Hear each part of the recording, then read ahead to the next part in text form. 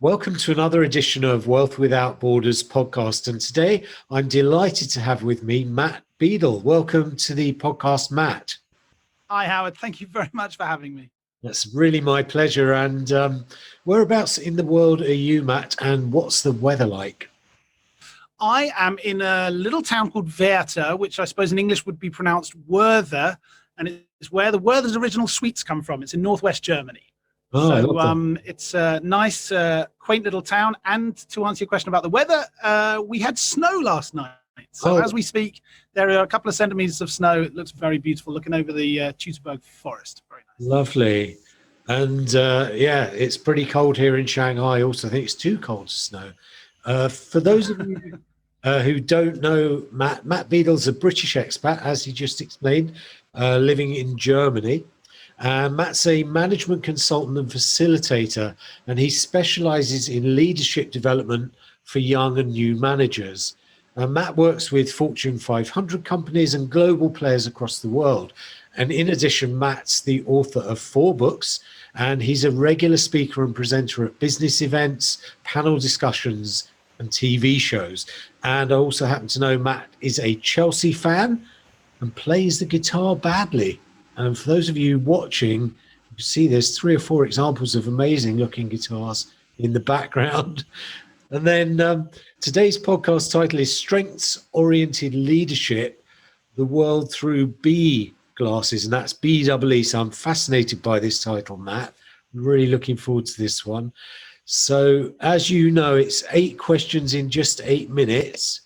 So I will try and help you out with a stop clock. Are you ready to get started?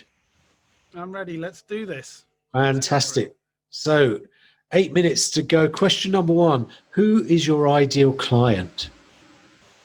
My ideal client is an organization that cares about their staff and wants to help their staff develop themselves. The focus isn't only on the bottom line, it's about getting the right people in the right roles, doing things that they enjoy and doing things that they're good at. That would be my ideal client, I guess. Fantastic. And 7 minutes 33 remaining. Question number 2. What's the problem that you solve? The problem that I try and address is the epidemic of focusing on weaknesses. Okay, B glasses was in the title of my book. Flies spend a whole day looking for crap and trash and dirt and bacteria. Bees fly around and they look for the beautiful, the growing, the developing, the colorful. And then they land on it and they pick up a little bit of that beauty and they fly around and they spread that joy somewhere else. Can I go through life wearing these fly glasses where I'm only looking for the crap? Or can I put my B glasses on and look for the color and the talents and the development and try and spread that around a little bit? That is what I've noticed. Well, that is a wonderful metaphor, and it's made the B startlingly clear to me. 6 minutes 40 remaining. Question number 3. What are the typical symptoms that people experience who have these fly glasses on, let's say? The symptom classically in the business world is trying to fight through come out of my comfort zone or try and be a jack of all trades. We kind of expect for some reason in business that everyone should be great at giving presentations, great at chairing meetings, taking part in meetings, being analytical, being empathetic, being a good... Why are we expecting people to be great at everything? Why aren't we encouraging people to focus on their talents and try and be great at a handful of things instead of being jack of all trades? You wouldn't ask a plumber to build something out of wood and expect it to be top quality. You wouldn't ask a pilot to incise an operation into somebody's chest and expect them to be a great surgeon. So why do we expect executives and business people to be good at everything? They should be great at some things and acceptable standard at others. That's a great point. 5 minutes 38 remaining. Question number 4. What are the common mistakes that people make when they're trying to solve this problem of being good at everything? The common mistake is work harder and work faster. The expectation that if I have blood coming out of my ears, then in some way I'm achieving something. If I'm burning the midnight oil and working hard and doing everything that the boss wants and that the organization expects of me and these unwritten hierarchies expect of me, if I'm following these unwritten rules in some way and really hurting myself and it's damaging my relationships and it's putting me under stress and it's leading me to coffee and other poisons. And that's not the sign of excellence for me. Sign of excellence is experiencing genuine joy and flow when you're doing things that you're great at and that come easy to you. Fantastic. Very inspiring words there, Matt. 4 minutes 44 remaining. Question number 5. What's one valuable free action that people checking out the podcast today can implement that will help them to solve that problem? I love the question. I love the focus on the free, because it is free. It is easy. I invite everyone listening to this today, get themselves a cup of coffee or tea or whatever their drink is, and sit down for 6 pause, because so many of us just don't sadly have the time to do that, or maybe the inclination. Sit down, and I'm going to invite you to do something that your mum and dad or your parents and guardians probably told you not to do, and that's focus on how fantastic you are. Just for today, I'm giving you the permission to sit down, close your eyes maybe, and just think, what am I great at? What moments do I really feel in flow and I really achieve things that I'm great at? And pat yourself on the back and focus on that just for a couple of minutes. Great. That's really good. Good advice there. Again, we don't do enough of that in my view. 3 minutes 40 remain. Question number 6. What's one valuable free resource that you can direct people to that will further help them with this problem?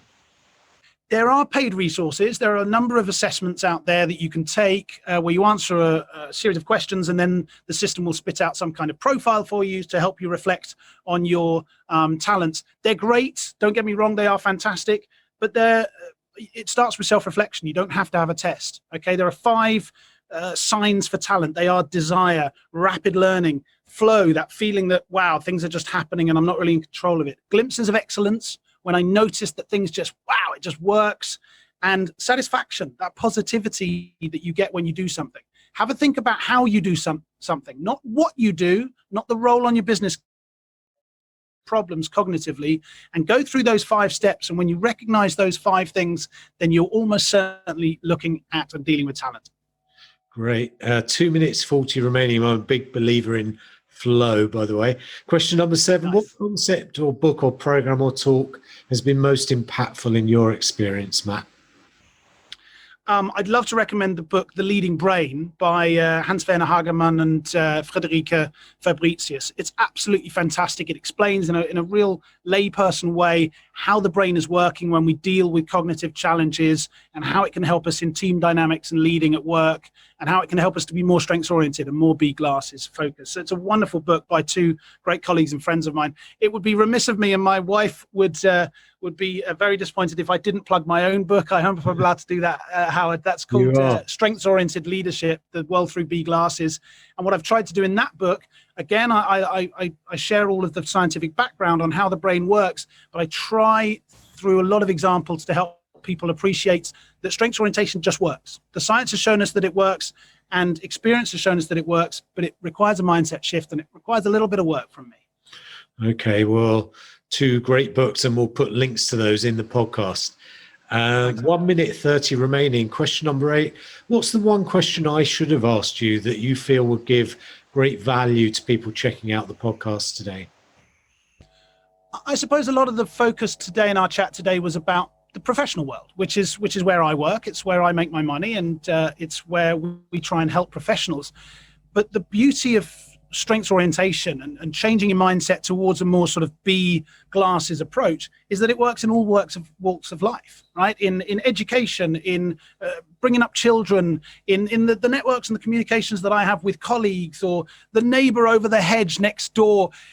Am I going to wake up in the morning and have a fly glasses approach and think, oh, Johnny didn't give me my hammer back, I'm going to be in a bad mood all day and I'm going to focus on the negatives all day? Or am I going to think, well, I'm happy that Johnny's got my hammer. There are positives in the world, and can I look around? Oh, look, a bird. Can I see the positives? Can I try and charge my brain to work in the prefrontal cortex and not be stuck in the limbic system in the old part of the brain where it's all about survival? That's where the magic happens. And everyone listening to this has the opportunity to do that with a little bit of self-reflection and a little bit of humility and belief. Fantastic. You finished with an incredible 10 seconds to go. So perfect timing. See, there's the as a bee, you honed in on the hive, came back home in good time for your pot of Nice honey. metaphor, Howard. Very nice. So thank you so much, Matt. You've really packed in a great deal of value, and I think a wonderful philosophy of positive energy and flow. And I'm a massive believer in that myself. So I really appreciate it. Thank you so much for coming on the show. It's been an absolute joy, and thank you for having me. Have a wonderful day. Thank you. Many thanks for checking out Wealth Without Borders podcast. I'd love you to head over to iTunes, subscribe, and leave us a review. And if you'd be kind enough to do that, I would really appreciate it. And then if you want to know more about what I do, check out wealthwithoutborders.net.